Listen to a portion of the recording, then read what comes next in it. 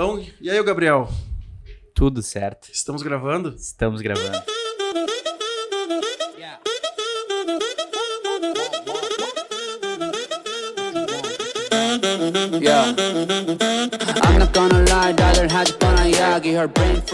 Então, general, uma grande honra receber o senhor aqui, né, depois dos meus 7 anos de exército, empreendendo há um bom tempo e acreditando nessa, como o senhor bem falou na parte ali que a gente está no off ainda, nessa janela de oportunidade de trazer pessoas de verdade para cá, para a gente ouvir histórias de verdade e levar conteúdo.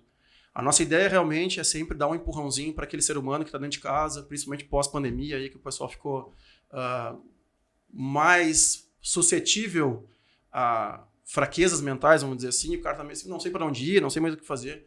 Então a ideia desse podcast realmente é dar um empurrãozinho, pegar uma frase, eu sempre falo de vez em quando, é um livro de 600 páginas que ficou uma frase, é um podcast de 5 horas que ficou um termo, né? Então a gente quer agradecer muito o tempo do senhor aqui em eleição, vice-presidente, né, de uma nação, está aqui com a gente. Obrigado pela sua presença mesmo. Eu que agradeço, Diego, né, você por ter me convidado para participar aqui desse teu podcast, né, presença aqui da Paloma também. Eu acho que é uma oportunidade excelente para a gente debater, trocar ideias, né, sobre temas que vocês consideram importantes e que talvez muitas vezes eu não esteja olhando com muito carinho. Tá bem, né, mas a gente vai conduzindo aqui. O nosso trabalho, o meu e da Paloma, é realmente conduzir da melhor forma possível. Agradecer também a presença da Paloma Mânica, minha parceira aqui de apresentação desse podcast. O Gabi.rec, nosso operador aí também, meu primeiro incentivador de fazer esse programa tomar um corpo maior, tanto que ele participa com a gente com o nosso microfone. O Rafa, filme que está fazendo o nosso making off. E a presença da Neus também, assessora aí da candidatura do nosso vice-presidente e candidato a senador pelo Rio Grande do Sul. Os nossos patrocinadores também, Cadeirode, Red Bull, Espírito Santo e Academia Rafael Toro de Finanças, que prepara o pessoal aí para o mercado de trabalho. Prepara, na verdade, no mercado financeiro aí, para todo mundo que quiser dar uma olhada no Instagram deles. Eles mostram muito que eles têm uma metodologia diferente ali. Então vai ter CPA 10, CPA 20, todos esses cursos lá estão disponíveis. Dá uma olhadinha lá no Instagram. A gente tem alguns presentes depois, general, para o senhor aqui que os patrocinadores nos mandaram. A gente entrega para o senhor aí depois no momento. Natal antecipado? Que beleza! O pessoal mandou aqui, o pessoal do Espírito Santo. Já que o senhor anda em campanhas aí direto, tendo que usar as roupas sociais. Deixa eu tirar uma para a gente começar. O senhor, quando saiu do exército, quando assumiu as funções, o senhor teve que comprar roupas civis? Não, obviamente que não. Eu tive, general. Eu fiquei 7 anos, eu fiquei só 7 anos e eu me dei conta. Talvez o RCG, que eu fiquei nos últimos 5 anos lá, ele tenha tanta missão que, como eu tava fardado o tempo todo, eu tive que comprar. Eu vi que eu não tinha roupa do dia a dia, eu tive que comprar as minhas roupas mais. Na realidade, o que acontece? A roupa do milico dura muito mais, né? Sim. Com certeza usa menos. Você usa menos, pô. Essa é a realidade. Então. E tem outro presente hoje também, e ele é personalizado com o nosso podcast. E agradecer também ao Autêntico. Para levar junto, dar um pouco de sorte aí também nessa. Obrigado. Obrigado. Ó, espetáculo. Ó. General, pra gente ganhar tempo, sim, a gente não pode fugir de algumas certas características do nosso podcast aqui, que a gente sempre começa. A gente fala que é uma pergunta só, mas o senhor, nós temos algumas pautas. E a gente sabe que a história do senhor é longa e pela alguns anos de exército também sei da sua trajetória, mas a gente queria começar perguntando para o senhor assim, o senhor nasceu aonde? O senhor veio da onde? É filho de alguém? Filho de quem? Filho de alguém, muito bom. Filho de quem? Tem irmãos? O nervosismo eu não vou esconder, general, com certeza, né? Nada, tio, que isso pode tocar do jeito que você gosta. Não, a gente vai tocando, mas a gente tem uma pergunta clássica aqui, é filho de quem, nasceu aonde, irmão de quem? Eu sou uma pessoa, nascida aqui em Porto Alegre.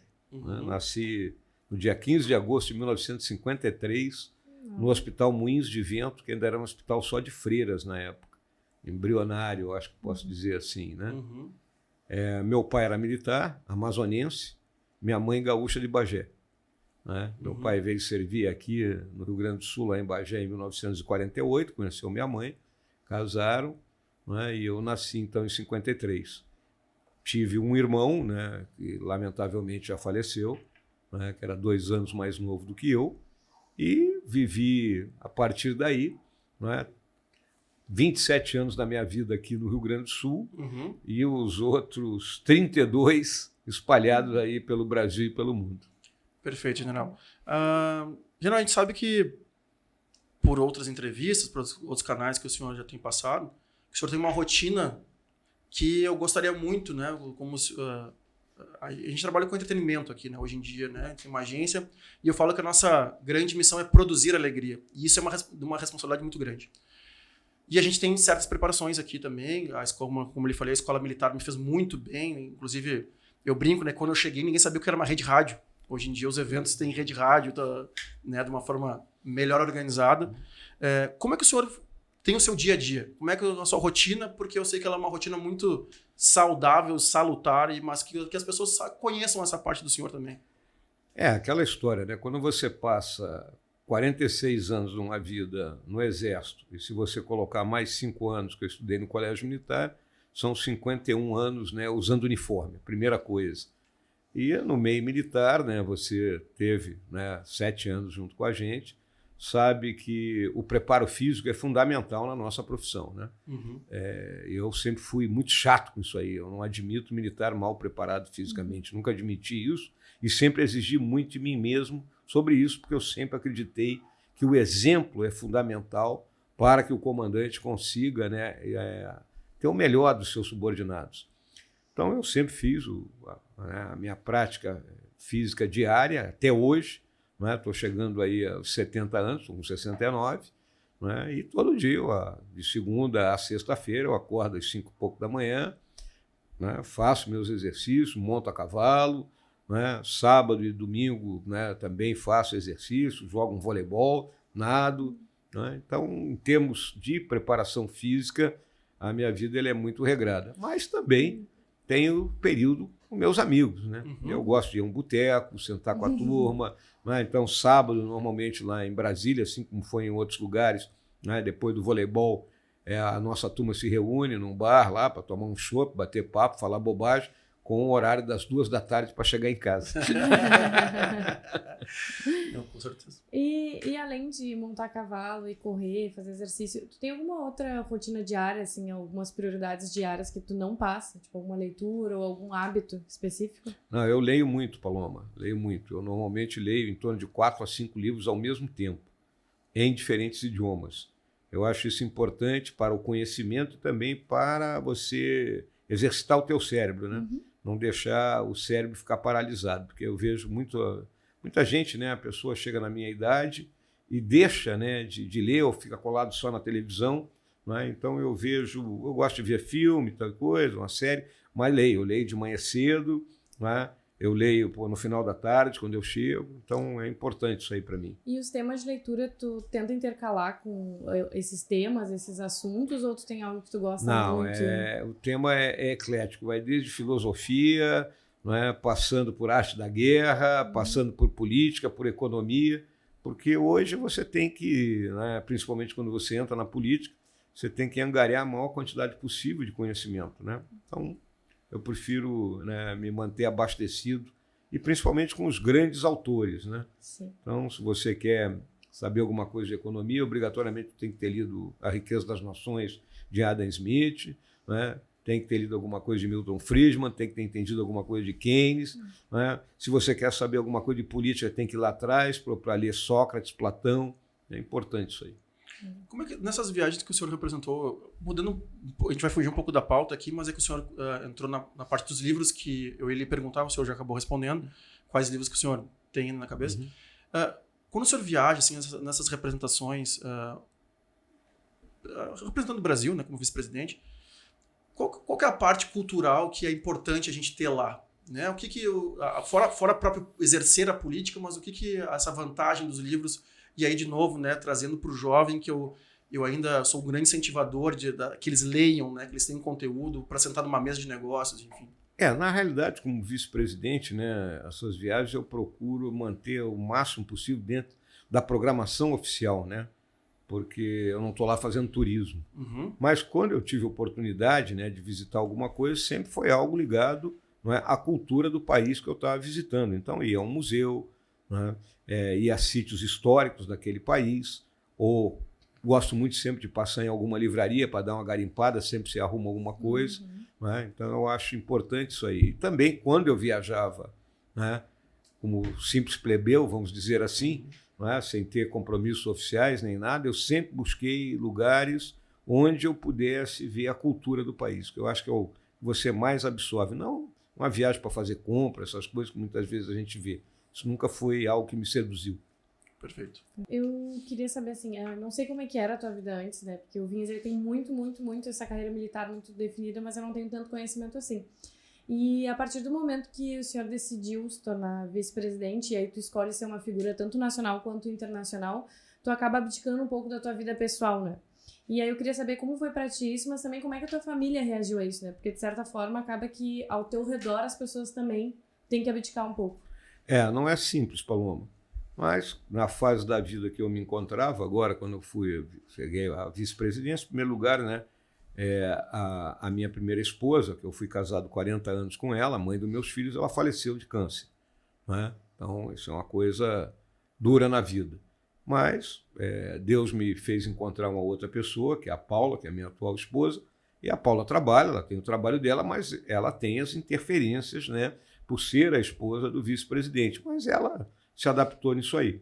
Os meus filhos, eles levam a vida deles, né? Óbvio que volta e meia algum tipo de menção, né? Mas eu acho que raramente vocês devem ter visto na imprensa alguma menção aos dois. E eu tenho 5 netos. Meu neto mais velho faz engenharia, faz 19 anos domingo agora. Né? Então, ele mora onde? Todos moram em Brasília. Em Brasília? Todos moram em Brasília. Senão eu já ia convidar ele para participar de alguns eventos. Nós temos um bom card de eventos. Aí, todos moram em Brasília. Então, a família não foi tão afetada. Agora é aquela história, né? Eu ando cercado de segurança, né? Não tem aquela liberdade de ir e vir que você tem normalmente, mas vou te dizer, eu procurei fazer as coisas que eu fazia antes, né? Então, mencionei para vocês aqui que eu vou todo sábado lá em Brasília, no boteco, vou a restaurante com a minha esposa, né? Então, a gente procura ter uma vida mais ou menos, né, igual a gente tinha antes, né? Quando vou ao Rio de Janeiro, né, vou aos mesmos lugares, vou lá no Leblon, né, vou ali na Fiorentina, lá no Leme, que eu gosto de ir, independente se vai ter gente que não é do nosso lado político ou não, mas eu acho que isso faz parte. E eu sempre falei uma coisa, viu, né, é que no Exército, né, você como comandante, você não pode ser aplaudido, mas também não pode ser vaiado. Na política vale tudo. Então você tem que entender isso aí. A gente tem umas questões, eu acho que eu vou deixar para a Paloma fazer, que é uma questão até a parte feminina mesmo, parte de saúde e como o senhor encara, né, a presença das mulheres. Agora, aqui no Rio Grande do Sul, a gente tem, até a Paloma trouxe um dado que é que, na verdade, a gente tem o maior número, né, percentual, são 53% das mulheres são as eleitoras aptas a votar, né, das eleições. Mas antes de tocar nesse assunto ainda, eu queria saber qual é o papel mesmo das mulheres na vida, assim, a gente, meus pêsames também pela tua ex-esposa que acabou falecendo, mas eu queria saber qual é esse impacto na tua vida, tanto de tua mãe, quanto tua esposa, quanto os filhos, enfim. Olha, Paloma, a minha mãe era uma mulher à frente do seu tempo, eu sempre digo isso, né? Tanto que você vê, a minha mãe é uma mulher do século passado, né? Ela extremamente culta, falava 5 idiomas, né? Uma professora, né? Sempre trabalhou. Então, para mim, o trabalho da mulher fora de casa era uma coisa normal, né? Porque foi o que eu vi na minha infância. Minha mãe foi diretora de escola, essas coisas todas, né? E era uma mulher que se impunha pela cultura que ela tinha. Então, eu sempre entendi, né, que a mulher tinha vários papéis, né? Quando você olha assim, você vê que a mulher, né, ela é profissional, ela é mãe, ela é esposa, né? Então é muita coisa para uma pessoa só. E outro dia eu comentei com um grupo de mulheres aí do nosso partido, né, que até 100 anos atrás a mulher não votava nem era votada. Mas isso não significa que a mulher não tinha tido uma grande participação na história do mundo. Até citei alguns vultos notáveis, né? Agora, eu vejo hoje, né, o século XXI como o século das mulheres, né? Elas avançaram sobre todos os setores, né? Cada vez mais elas estão se destacando. Eu vejo, por exemplo, na minha própria profissão, né, eu acho que o último reduto era a Academia Militar das Agulhas Negras, Ano passado saiu a primeira turma de aspirantes a oficial mulheres, que serão as generais combatentes daqui a 30 anos. Né? Então, é o século delas, é o século de vocês, né? Uma mudança de paradigma, né? E agora exige muito, né? E exige compreensão dos dois, né? Tanto do homem como da mulher. E às vezes, né, eu vejo que o homem ele não consegue entender isso perfeitamente. Perfeito. General, o senhor falou alguma coisa, né, de ser aplaudido e de ser vaiado. Como é que o senhor lida hoje, né, depois de ter assumido a vice-presidência, como é que o senhor lida com a parte realmente, assim, de novo, né, eu tenho que cuidar muito porque eu vivi um pouco ali, principalmente estar na ECG e conviver com tantos generais ao mesmo tempo, mas como é que foi o choque para o senhor de realmente, assim, né, de estar em algum ambiente que tenha alguém de uma orientação política diferente e que, infelizmente, a gente vive essa parte da não conversa, né? Eu acho que um dos nossos principais pontos aqui é conversar. Né? Como é que foi isso? Olha, Diego, eu sempre procuro levar a coisa com equilíbrio. Né? Eu acho que tudo é válido em termos de você expressar a sua posição política, desde que não haja ofensa pessoal. Perfeito. Lamentáveis são as ofensas. Né? Então, exemplos curtos assim. Em 2019 eu estava lá nesse restaurante que eu gosto, lá no Leme, na Fiorentina. Pode ocasionar. Né? E estava jantando com a minha esposa, com a Paula, e quando nós levantamos, 2 rapazes ali, obviamente, que eram namorados, se levantaram para se beijar na minha frente. Né? Como se eu fosse ficar escandalizado com isso aí. Eu dei uma risada e fui-me embora. Não tem nada a ver com isso aí. Sim. Agora, outro tempo atrás, eu estava num lugar aí, e tinha uma mesa grande com umas senhoras que começaram a cantar a música aí do nosso candidato da oposição. Também, para mim, não é problema isso aí. Isso faz parte da manifestação política. Agora, a ofensa é que eu não gosto e não aceito. Perfeito, General. A gente tem algumas pautas, como aqui eu lhe falei, a gente é muito focado no empreendedorismo. Aqui eu tento trazer sempre, nós tentamos trazer pessoas que construíram aí o seu momento. E como o senhor agora é candidato ao Senado, como é que o senhor, dessas voltas todas que o senhor deu pelo mundo, de todas as informações que o senhor teve nesses últimos anos, como é que a gente vai conseguir acelerar, né, o investimento, trazer investimento de fora? Como é que a gente vai conseguir aumentar a confiança, né, do capital exterior aqui para dentro? São 3 coisas na minha visão. Né? Em primeiro lugar, é aquela questão que se fala tanto do ambiente de negócios, né? E o ambiente de negócio está ligado aqui a uma estabilidade jurídica. Né? Então, lamentavelmente, nós temos um sistema judiciário moroso, complicado. Né? A outra coisa é liberdade econômica, você ter efetivamente a liberdade de empreender. Nós melhoramos muito isso no nosso governo. Hoje se leva 36 horas, vamos colocar aqui 1 dia e meio, para você abrir uma empresa, algo que tu queria abrir uma barbearia, uma padaria, ou o pessoal que mora na periferia, queria botar um salão de cabeleireiro para a mulher, era um horror isso aí. Tá? Então, isso melhorou bastante. Né?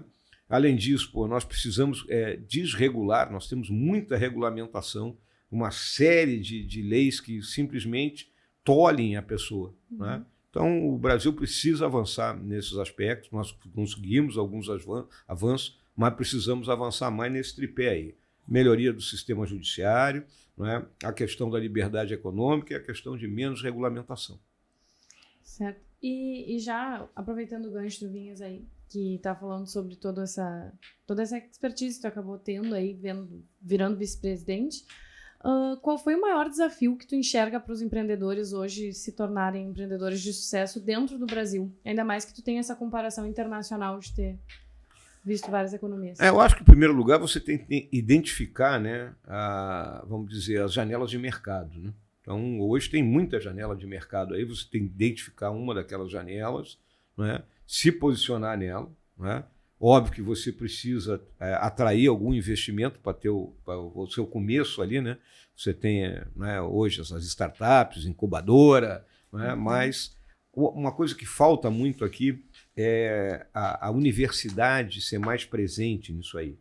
Né? Esse link universidade e empresa aqui no Brasil ainda é muito falho. A universidade se fecha muito nela mesma, produz só para ela mesma, né? E não facilita, né, o acesso do conhecimento ou de você poder, né, ter uma atividade distinta num momento em que o mundo está mudando. E hoje nós vivemos essa era da quarta revolução industrial, vamos dizer assim, ou da economia do conhecimento, né, onde você tem que ser intensivo em tecnologia. Né? Aí eu vejo a geração de vocês já compreendeu isso, né? As velocidades são... Né, eu acho que o telefone levou 75 anos para ser disseminado, a internet 10 anos. O WhatsApp eu acho que foi 2 ou 3.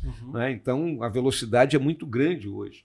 Então você tem que estar antenado com isso aí. Então o que eu vejo é que a juventude tem que... E ela entende isso aí. Vocês entendem isso. Né? Que tem que aproveitar essas janelas e... Né, está aqui o espaço que vocês têm hoje ocupado. Entenderam que havia uma oportunidade e foram para cima dela. E principalmente, também outra coisa, eu lamentava muito há um tempo atrás, aqui no Brasil, que a juventude tinha 2 desejos, né? Ou fazer um concurso público ou sair do Brasil. Eu acho isso péssimo.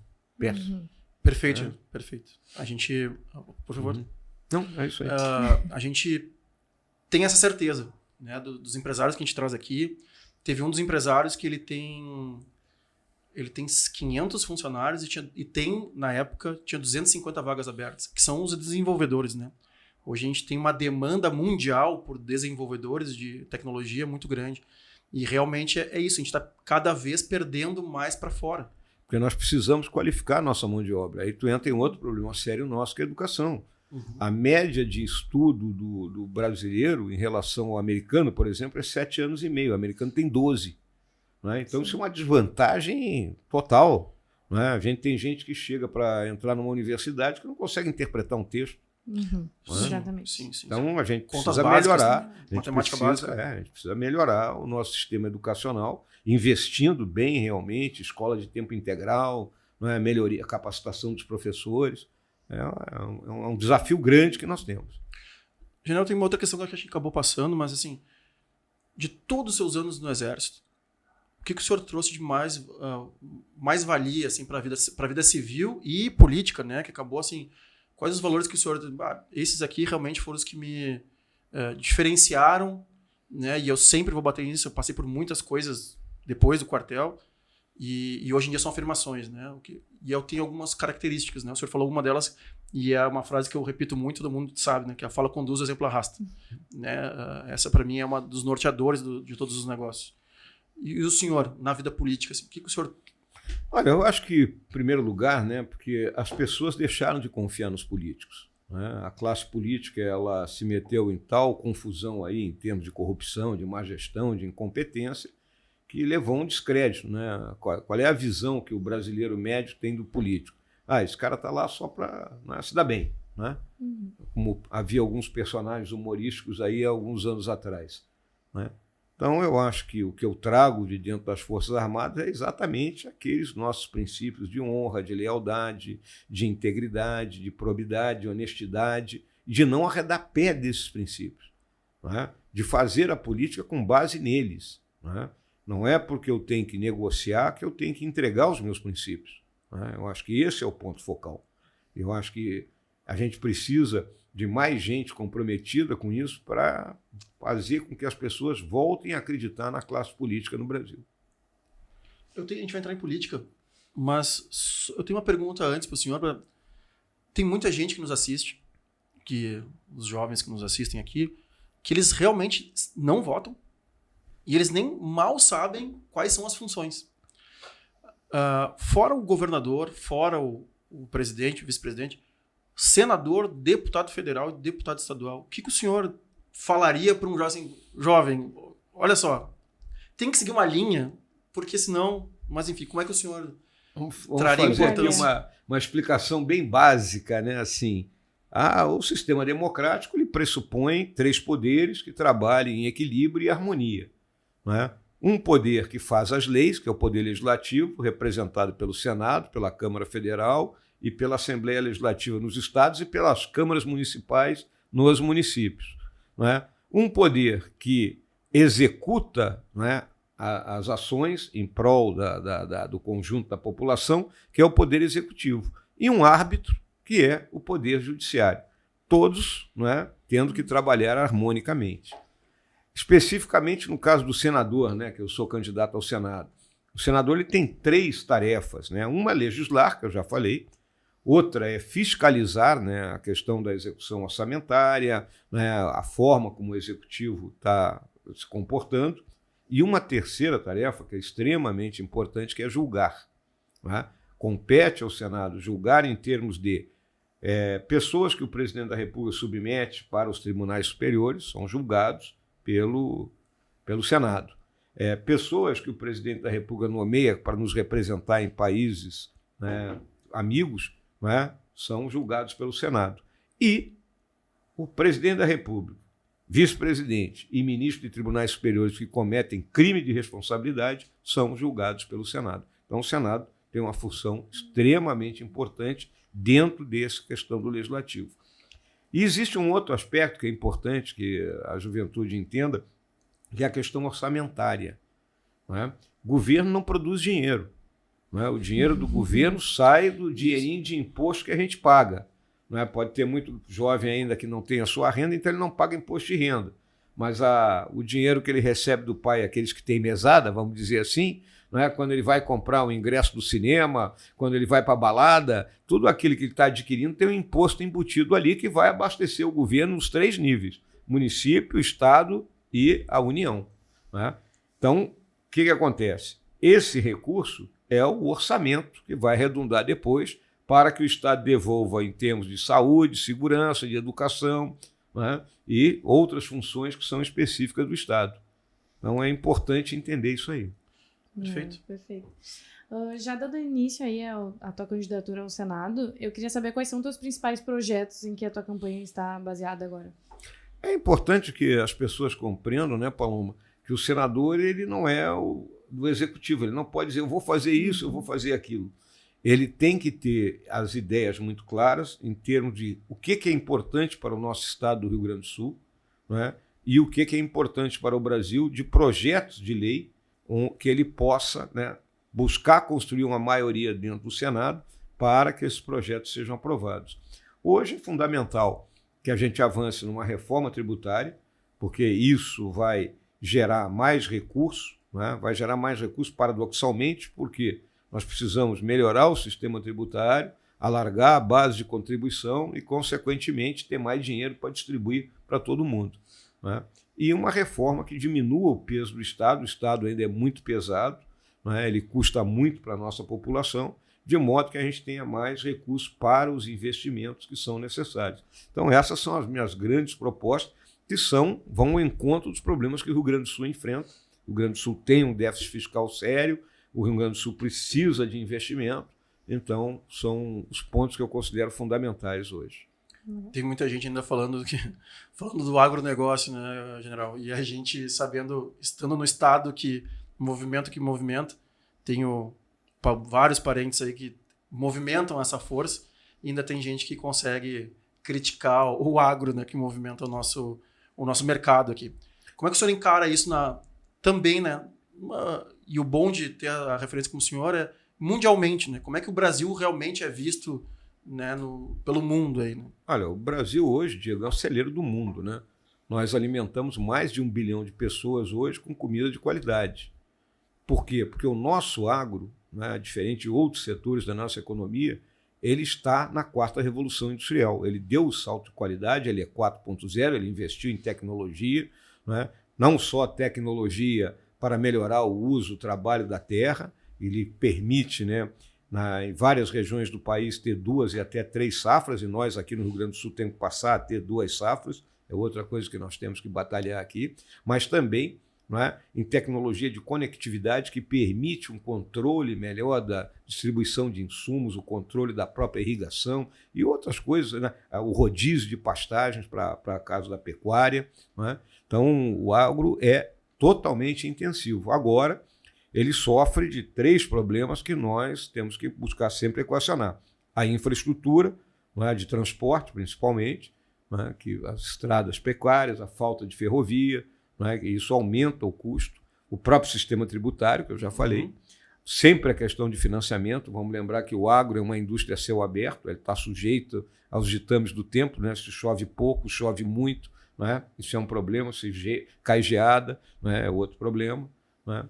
E, obviamente, né? De uma constante aprimoração tecnológica para a gente trabalhar cada vez mais, produzir mais, explorando menos quantidade de terra. Nós somos um país que produzimos essa quantidade enorme de alimentos trabalhando 8% do nosso território. É raro no mundo isso aí. Essa fonte, quando ela saiu, ela realmente choca, né? Somente com 8% a gente faz toda essa máquina ainda, ou seja, tem muito a explorar ainda. Vai lá. Eu queria saber mais, assim, tu acha que tu tem uma vantagem competitiva contra os teus concorrentes do Senado por ter sido vice-presidente do Brasil? Eu sempre procuro me colocar hoje, né, contra os meus concorrentes aí, né, não desfazendo de nenhum deles ou delas, né, até porque nós temos 2 concorrentes que são mulheres, né, mas eu passei 46 anos no Exército, 4 anos agora como vice-presidente. Isso me deu, vamos dizer assim, uma competência, né, para chegar ao Senado. Por quê? Porque isso me deu conhecimento, melhorou minhas habilidades, as minhas atitudes, os meus valores são os mesmos, mas me deu experiência, né? Saber como é que funciona o governo, as ligações governo-congresso, né? E, óbvio, o conhecimento que eu tenho do nosso estado, do Rio Grande do Sul, por ter morado aqui, mas também por ter exercido funções dentro do Exército. As 3 principais funções que eu exerci dentro do Exército, eu exerci aqui no Rio Grande do Sul. E o senhor acaba lidando, né, muito com a parte, por ter comandado, né, CMS, enfim, a parte política o senhor estava sempre conectado também o tempo todo, né? Não é uma e nem 2 vezes que o Estado acaba recorrendo ao Exército para ajudar em várias coisas que aconteceram aí, enchente ou reformas e vias. Me faltou agora, mas a gente teve as reformas das estradas agora também. Sim, a duplicação da BR-116, né? Estamos construindo uma barragem lá em Bagé, né? Volta e meia nós somos convocados a uma ponte que cai aqui, acolá, durante essas nossas chuvaradas, né? O Exército sempre auxiliando, né? Durante aí as enchentes que ocorrem, principalmente lá na metade oeste, lá na região do Rio Uruguai, lá Itaqui, São Borja, né? Uruguaiana, o Exército está sempre auxiliando. E o Exército tem uma capilaridade enorme aqui no Rio Grande do Sul. São 105 diferentes unidades militares aqui. General, como é que o senhor lida, né?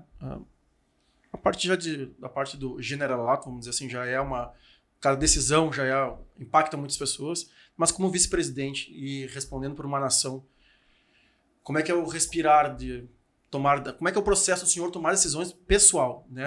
No Exército também tem a solidão do comando, né? Como é que quais são os seus métodos de decisão quando é o senhor com o senhor mesmo? É aquilo que eu aprendi dentro do Exército, né? Eu ouvi a minha equipe, né? O meu Estado-Maior, vamos dizer assim, né? Sempre ouvi as opiniões dele, às vezes eu concordo, às vezes eu discordo.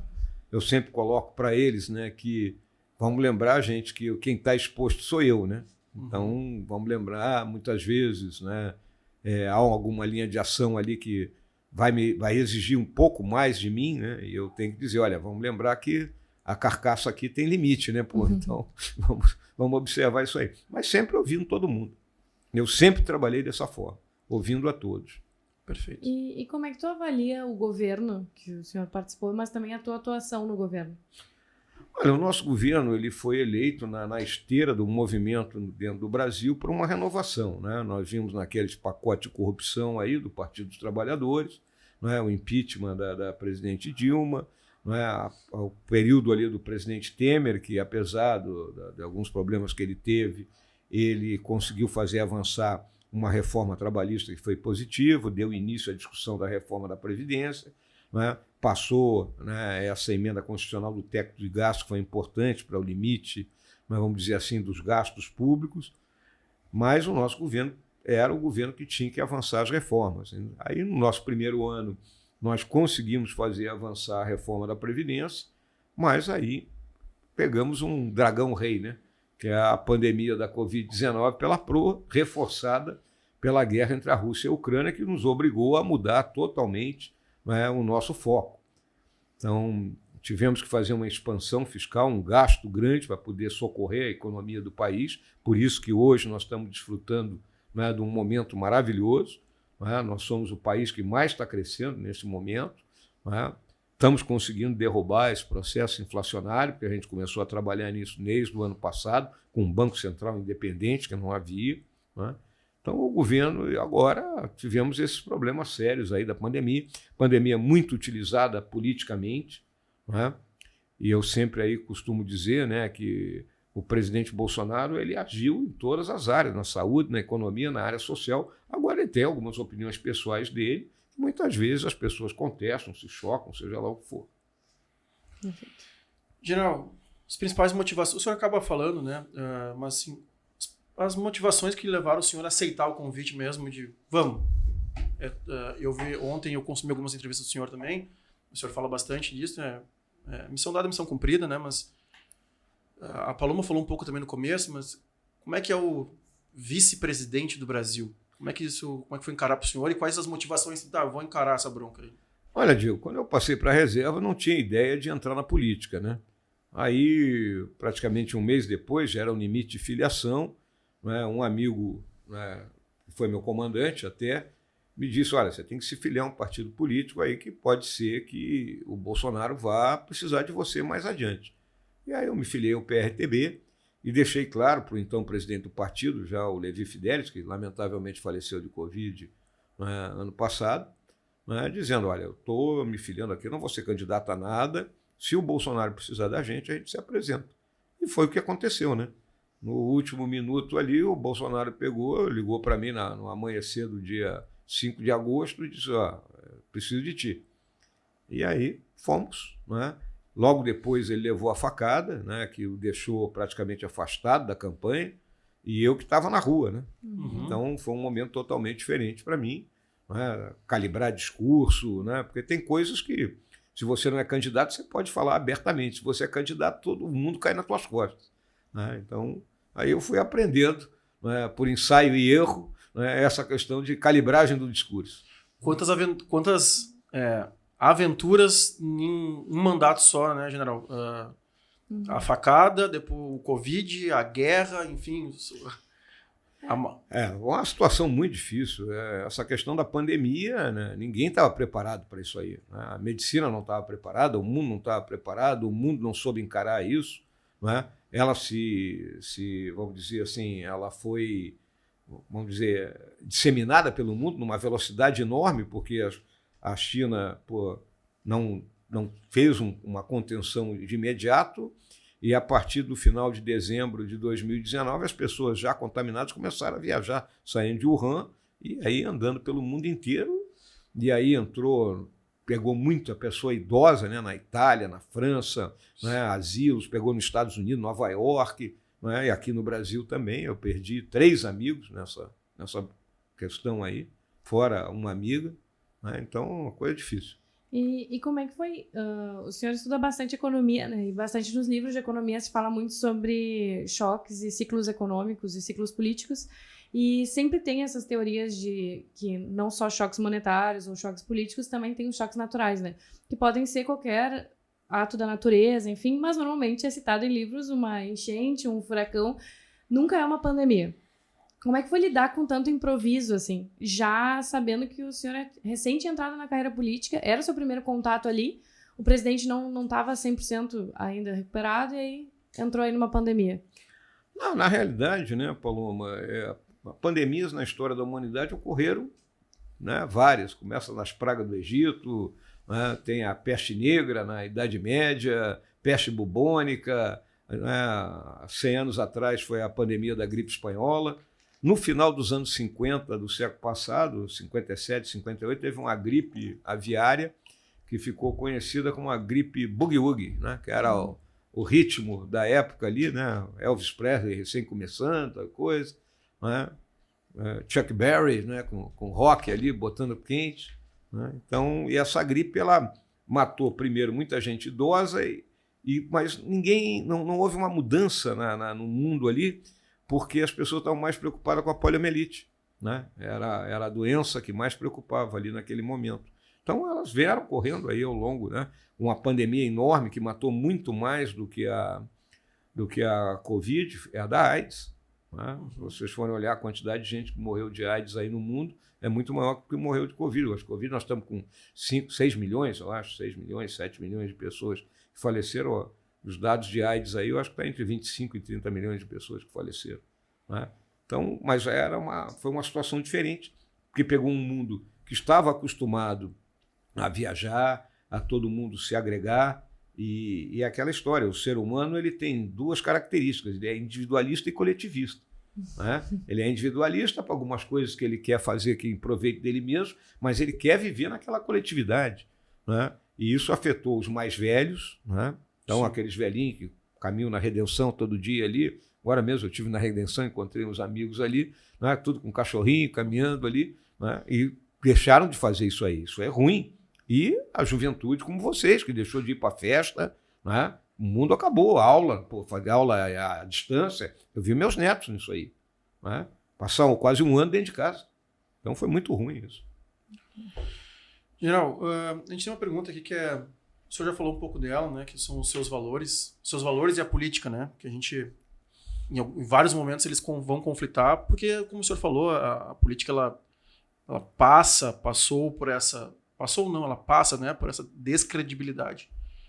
Como é que o senhor, com os seus valores, consegue equilibrar uma hora na mesa política?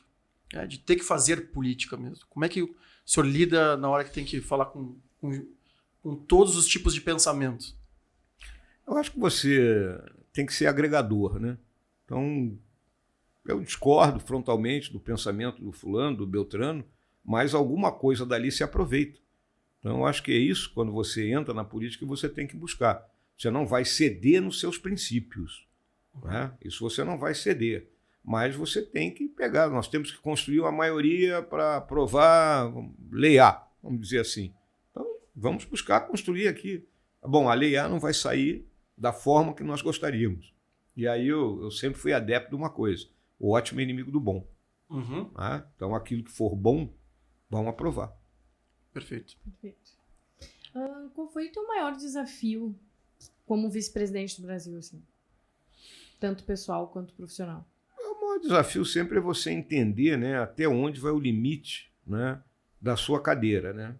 Até porque é aquela história, né? Eu fui general, estava sempre acostumado a ter o domínio da situação e agora não era o dominador. Né? Então, entender, né, qual era realmente a liberdade de ação que o presidente me dava. Né? Então, esse foi o grande desafio para mim. Perfeito. General, essa polarização que nós vivemos hoje, né? Ou é A, ou é B, ou é Grêmio, ou é Inter, ou é... Como é que o senhor é Bagé, né? Aqui no Rio Grande do Sul. Bagé, Aimoré de São Leopoldo. Como é que a gente... O senhor, acho que a pergunta é, o senhor acha que a gente consegue, num futuro, apaziguar e acalmar todo mundo vivendo as suas crenças? Ou esse ambiente mundial, não é no Brasil que isso está acontecendo, né? Ou esse ambiente mundial só vai assim, nós vamos até algo maior ou mais conflitante acontecer? Tu sabe que essa polarização, né, essa guerra cultural, ela, como tu disse, não é nossa, ela veio dos Estados Unidos. Hoje até eu li uma reportagem aí que um número X de americanos dizendo que pode haver uma guerra civil novamente lá no futuro. Vamos lembrar que a pior guerra que os americanos enfrentaram foi a guerra civil deles lá, matou uns 700 mil americanos. Né? Nós nunca tivemos isso aqui no Brasil. Né? Com todas as revoluções que nós tivemos aí ao longo do Império e do começo da República, tu empilhar as baixas aí não chega, né, a metade, nem a metade eu estou achando que é muito. Né? Não chega a isso aí, 10% disso aí, 20% disso, vamos colocar. Então, o que eu vejo é que não há uma renovação na liderança política no país. Né? Okay?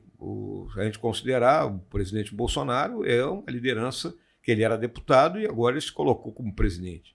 Mas hoje o nosso principal opositor, o ex-presidente Lula, não é renovação. Ele foi há 20 anos atrás candidato, não é? Na sua, eu acho que quarta eleição seguida, exatamente, quarta eleição, não é? E aí mudou o discurso para finalmente ser eleito.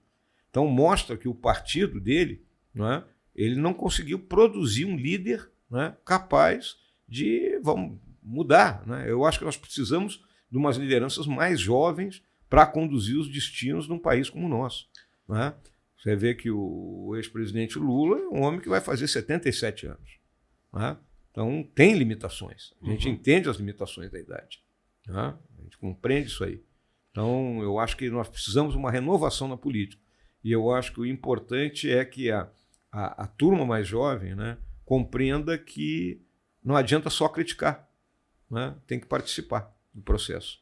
Eu acho que a gente tem essa preocupação aqui, porque a gente acaba falando com a maioria de jovens, que os jovens realmente entrem para agregar, né, e para eu bato muito nisso. Eu tenho amigos que têm opinião política diferente, e o que eu mais faço, e falei de ontem para hoje, quando a gente conseguiu realmente agendar, eu conversei com alguns.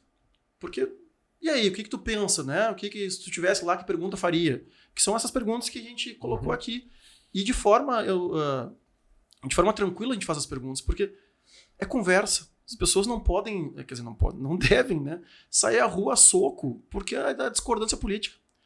E ter isso em mente, eu vejo como uma coisa quase inalcançável.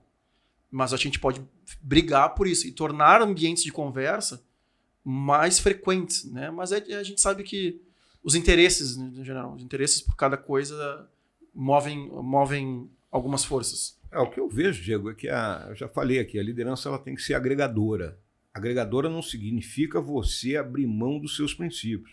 Né? O lado A tem os seus princípios, o lado B tem seus princípios. Mas existe uma zona de convergência onde você tem que... Atenção, vamos sentar aqui e vamos construir algo. Né? E não ficar se xingando, parece dois cachorros, um em cada lado da rua. Né? Isso é péssimo. E eu acho que isso atrapalha também bastante na condução dos jovens para a política. Né? A gente vê hoje uma briga quase pessoal. Eu não sei o projeto dos presidentes, porque num debate eles simplesmente decidiram falar sobre uma briga pessoal. Eu quero saber como eles vão mudar o Brasil, e não os problemas pessoais deles ou o que eles carregam de bagagem. Isso não modifica, não vai modificar minha vida também. Tu tem razão, Paloma, porque você vai para um debate, você não debate ideias. Exato. Né? Você vai ficar dizendo, você roubou, você não sei o quê, você é genocida, você é isso, você é aquilo. Isso não constrói nada. Né? Simplesmente parece aquela discussão de dois bêbados. Exato. Né? Não leva a nada. E aí a gente fica nessa condição de que se tu tá enxergando isso, né, que é o que vocês falaram, né, o exemplo ele vai chegar nos jovens, né, poxa, tu tá vendo os candidatos à presidência discutindo uma coisa super pessoal, como um debate de eleição, como que tu vai te comportar numa mesa para conseguir se comunicar? Então o exemplo é esse, né, tu tá ensinando uma sociedade a se comportar dessa forma também. Então como as pessoas devem debater sobre ideias, na verdade, que é o que o eleitor tem que saber, na verdade, é como as pessoas vão fazer, né? Não quem são ou o que Porque, na realidade, hoje, você tem uma discussão entre dois modelos, né?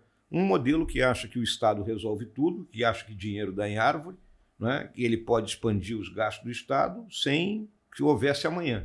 Esse modelo levou à situação que nós vivemos hoje. E um outro modelo que entende que o Estado tem que ter responsabilidade, né? O governo é igual à casa da gente.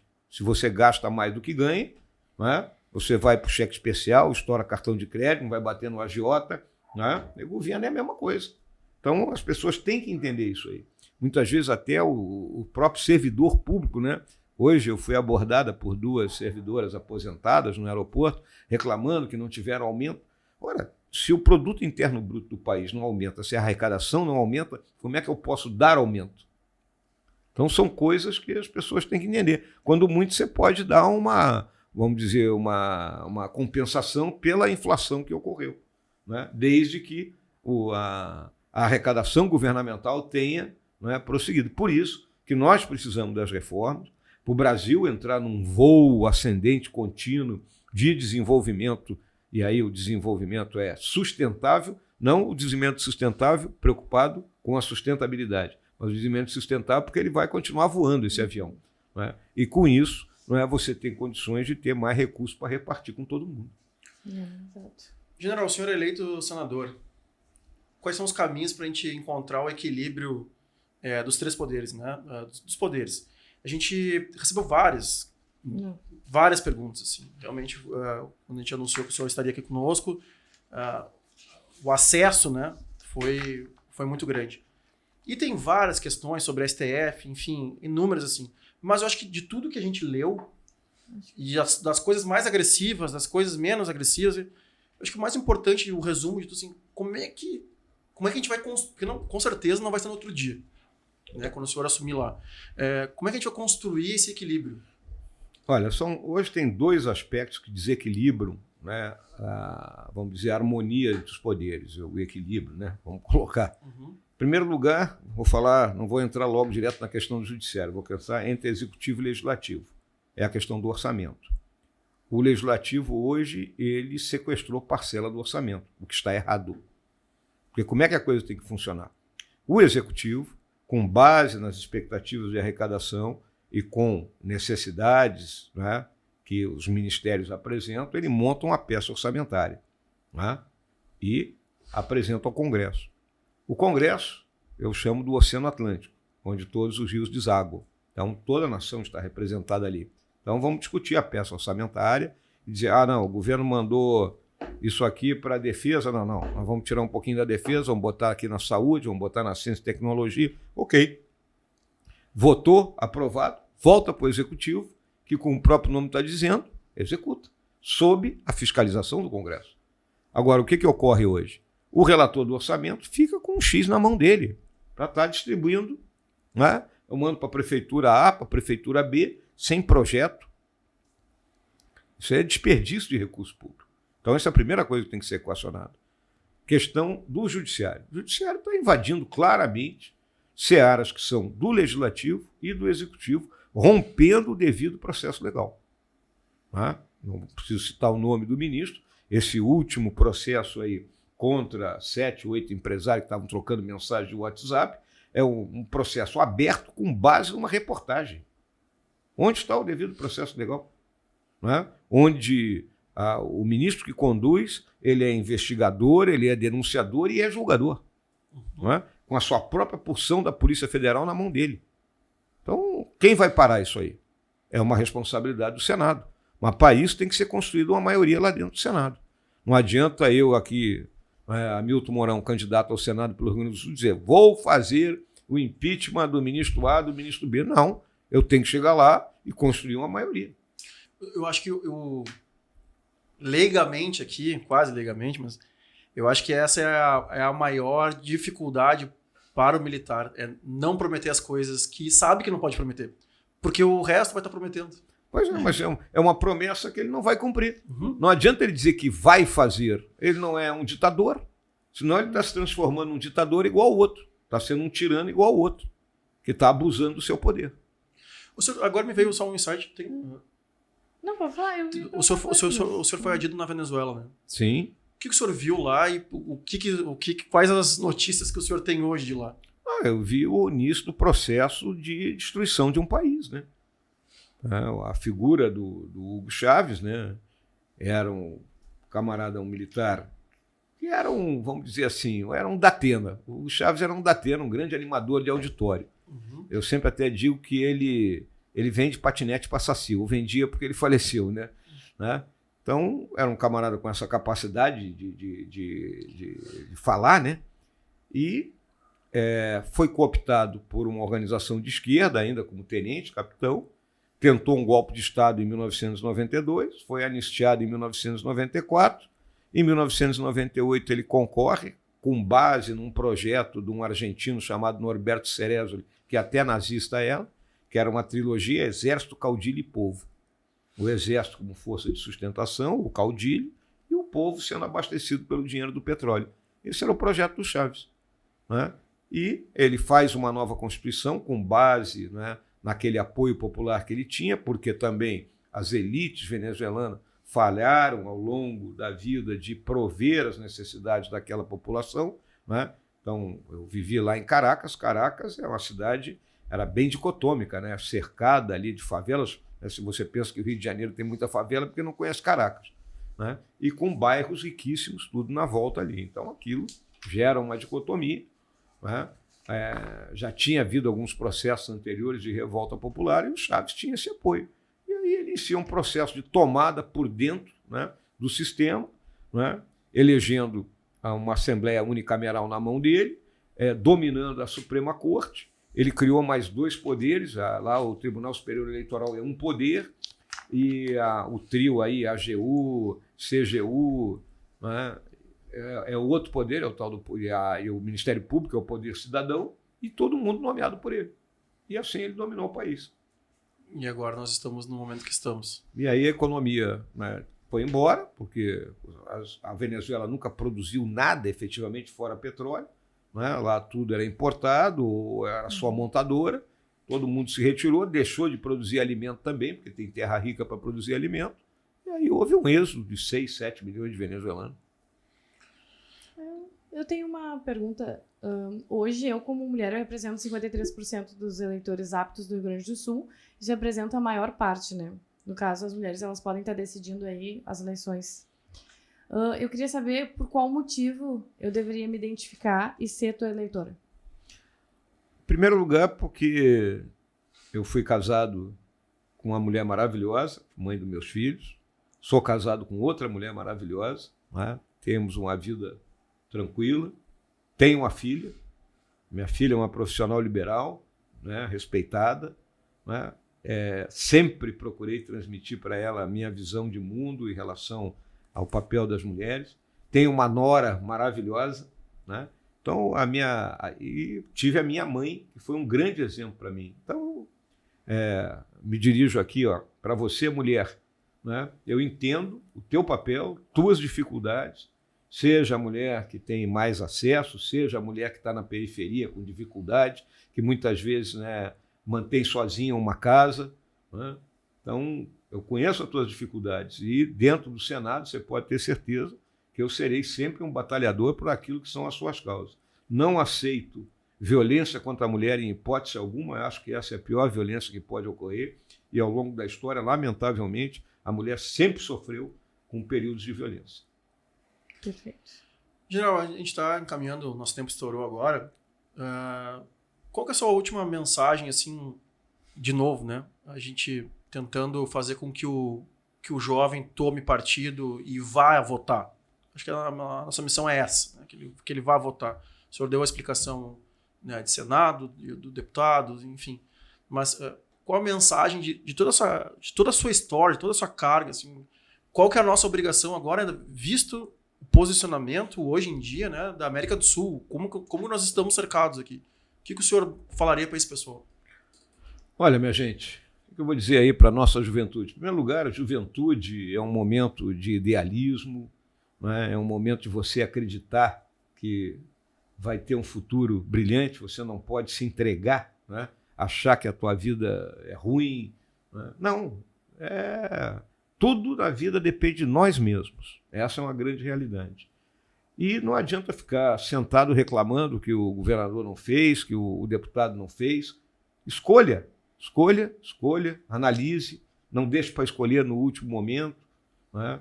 Veja o que essa turma, olha, o programa eleitoral está chato, mas dá uma olhada lá, né? Olha o que o camarada está falando, né? Temos candidatos, candidatas, que são pessoas sensacionais, comprometidas com melhoria, gente que defende bandeiras, né? Desde pessoas que defendem inclusão, até pessoas que defendem as melhorias econômicas, mas cada um com sua visão. Então é importante que você participe desse processo, não se omita nesse processo. E não esqueça, ali no dia 2 de outubro, digitar Hamilton Mourão, número 100. Perfeito, general. Eu, mais uma vez, agradecer mesmo a presença do senhor aqui, a toda a sua equipe que está presente conosco. Coronel Mendes, um forte abraço para o senhor também. Em breve também o senhor estará nessa cadeira aqui, vamos ver essa história também. Obrigado, general. Obrigado mesmo pelo seu tempo, pela sua presença, pela sua história. Parabéns e muito boa sorte na missão. Te agradeço aí a Paloma, não é, essa conversa agradável que a gente teve. Muito obrigado. Obrigado mesmo. Falou, alguma coisa? Eu queria agradecer também, obrigado por compartilhar aí tua história e teus ensinamentos. Espero que todo mundo que esteja vendo aqui também consiga tirar proveito disso como a gente tirou. E te desejar boa sorte aí na caminhada também. Muito obrigado, Paloma. Gabriel, general, a gente, claro, formalizou aqui o nosso podcast, mas, Gabriel, tu tá aí sentado. General, o problema é o seguinte, né? Os jovens também, eles estão nos assistindo. E eles não fizeram o único pagamento que a gente pede aqui. A gente gera conteúdo, o senhor veio aqui, né? Tem toda a comitiva aqui, o Gabriel tá ali, Cadê o Rafa... Cadê o Pix? Ele não curtiu, general. Ele não se inscreveu no canal, ele não comentou, ele não fez nada. Então, O Pix é baratinho, general. É uma só se curtidinha, inscrever. uma curtida ali, ó. comenta pra acredito nós aí se sim. gostou do episódio, quais dúvidas tem ainda mais pro general que a gente pode encaminhar pra equipe dele, enfim. Compartilha, se inscreve no canal, pra nós é muito importante fazer esse sinal chegar pra mais gente ainda. Feito, gente. Gente, Beijo gordo. Até a Vamos próxima. lá, gente. Hein? Só relógio trabalha de graça. Hein?